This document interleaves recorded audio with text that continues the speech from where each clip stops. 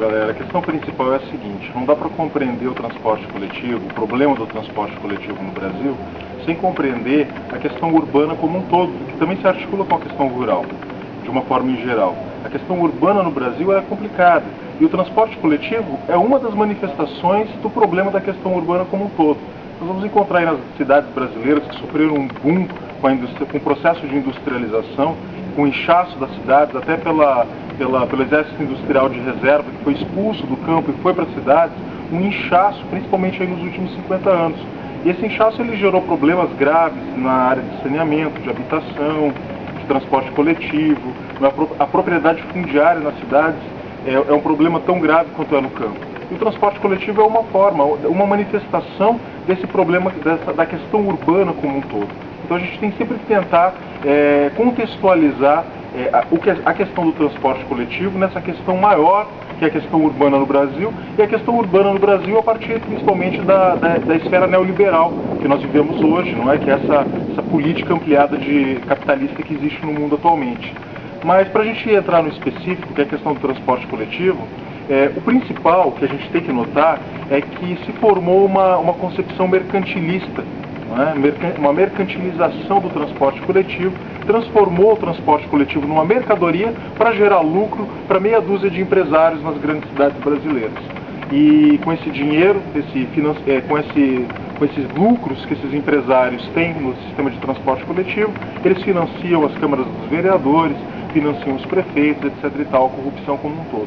Então, a nossa proposta no movimento Passe Livre, que surge lá em Florianópolis, é uma proposta de desmercantilização de uma atividade que nós entendemos que é fundamental, que é essencial para o desenvolvimento não só das cidades, como do ser humano.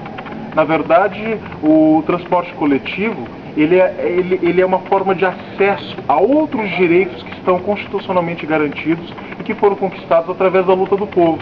Então o transporte coletivo é meio de acesso à educação, é meio de acesso à cultura, é meio de acesso ao lazer, principalmente para a juventude, e é meio de acesso ao trabalho para o trabalhador.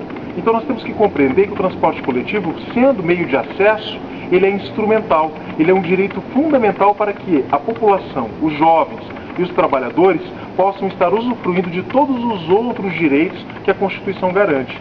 Sem isso, nós não temos aí garantia de que nenhum deles será cumprido, que nenhum deles será efetivado. O Passe Livre surge lá em Florianópolis há aproximadamente 5 anos, quando nós começamos uma luta pelo Passe Livre estudantil. E desde então nós fomos aperfeiçoando o nosso entendimento a respeito do transporte coletivo e chegamos a essa concepção mais ampla de que o transporte coletivo ele deve ser público, vale dizer, controlado pelo poder público e gratuito para todos os estudantes e também para a sociedade de uma forma em geral, para os trabalhadores. Agora, nós compreendemos lá em Florianópolis, através da luta, e eu acho que o movimento Passe Livre a nível nacional tem compreendido isso, que é muito complicado você já, nesse momento histórico, sem o acúmulo de forças, a gente jogar a discussão de tornar público o sistema de transporte de uma forma muito imediata. Então, o Passe Livre estudantil, ele se configura em uma etapa, uma tática dessa estratégia maior, não é, que é a publicização de todo o transporte coletivo. A luta pelo Passe Livre estudantil é uma luta que nos faz pautar na sociedade a questão do transporte coletivo. É a partir da luta pelo Passe Livre estudantil que nós conseguimos pautar na sociedade essa discussão e fazemos com que desperte a consciência de toda a população brasileira para a questão maior de que o transporte coletivo não pode ser mercadoria. Então nós estamos tentando construir há bastante tempo o Passe Livre estudantil, como esse momento, como uma etapa tática para a gente alcançar essa nossa estratégia. E em Florianópolis nós estamos nessa luta, uma luta que começou como uma frente ampla, com a participação de diversas forças sociais, partidos políticos, sindicatos, entidades estudantis, mas que acabou se afunilando para a formação de um movimento com características próprias, com uma característica de apartidarismo, sem antipartidarismos, independência, autonomia, não é? Uma frente ampla que admite, sim, a participação de frentes políticas, de outras forças políticas, desde que estejam interessadas efetivamente em construir o Passe Livre, e não em tentar simplesmente aparelhar o movimento, fazer disputismo interno. Não é? Eu acho que isso aí está bem claro para todos nós, que o Passe Livre não admite nenhum tipo de disputa interna. Porque ou você tem a intenção efetiva de fazer com que o passe livre ele se efetive, ou você simplesmente está fora dessa luta. Essa é uma realidade bastante concreta. Nós conseguimos aprovar a lei do passe livre lá em Florianópolis em 2004, uma lei que está sendo atacada pelas burocracias, que está sendo atacada pelas oligarquias locais, mas que nós estamos aí e continuamos na luta.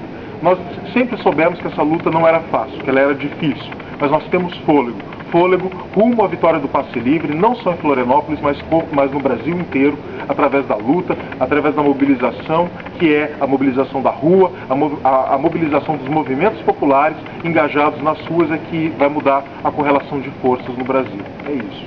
O movimento passe livre, ele é fruto dos antagonismos que surgiram a partir da questão urbana no Brasil. Portanto, toda grande cidade está sofrendo horrores com essa questão do transporte coletivo. E nós estamos agora aqui em Fortaleza e verificando que Fortaleza tem as condições objetivas para uma revolta popular, porque o sistema de transporte coletivo aqui é bastante precário, como em outras grandes cidades. E a partir dessas condições objetivas que estão postas, vai surgindo a consciência coletiva, a conscientização subjetiva para a luta, vale dizer, pessoas engajadas efetivamente para construir essa luta. E Fortaleza, de uma forma em geral, tem mostrado que tem essas condições subjetivas. Um pessoal que está unido, que está unificado, que tem bastante força, bastante vontade de lutar pela efetivação do transporte coletivo. Então, Fortaleza, boa sorte, essa luta é nossa.